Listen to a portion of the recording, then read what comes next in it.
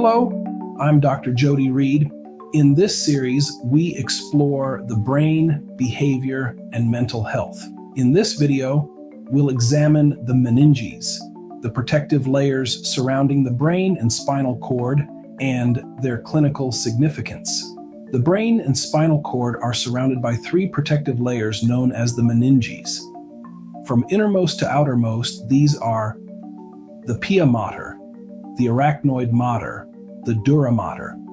These layers are not simply protective coverings, they are structurally and clinically important. The pia mater is the innermost layer. It is delicate and closely adherent to the surface of the brain and spinal cord, following every sulcus and gyrus. It is highly vascular and accompanies cerebral arteries as they penetrate into brain tissue. In the ventricular system, a double fold of pia contributes to the formation of the telechoroidea, which together with ependymal lining forms the choroid plexus, the structure responsible for producing cerebrospinal fluid.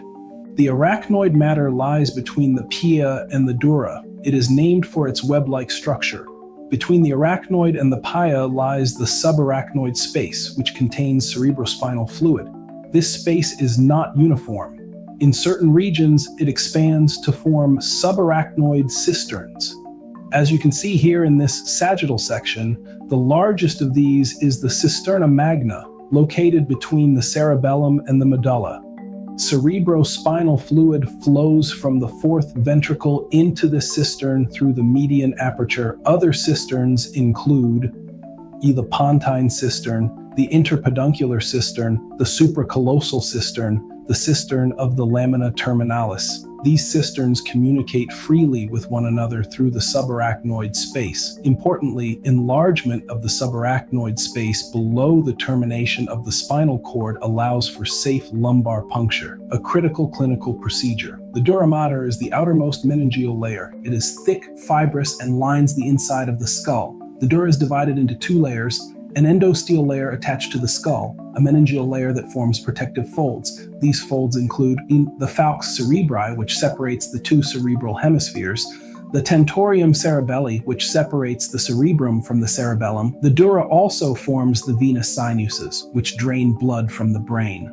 Clinically, pathology involving the dura, such as subdural hematomas or dural sinus thrombosis, can have significant neurological consequences. The meninges are involved in multiple clinical conditions. Meningitis involves inflammation of the meningeal layers. Subarachnoid hemorrhage involves bleeding into the subarachnoid space. Subdural hematomas occur between the dura and arachnoid layers. Understanding the anatomical relationships of these layers helps localize disease and interpret imaging findings.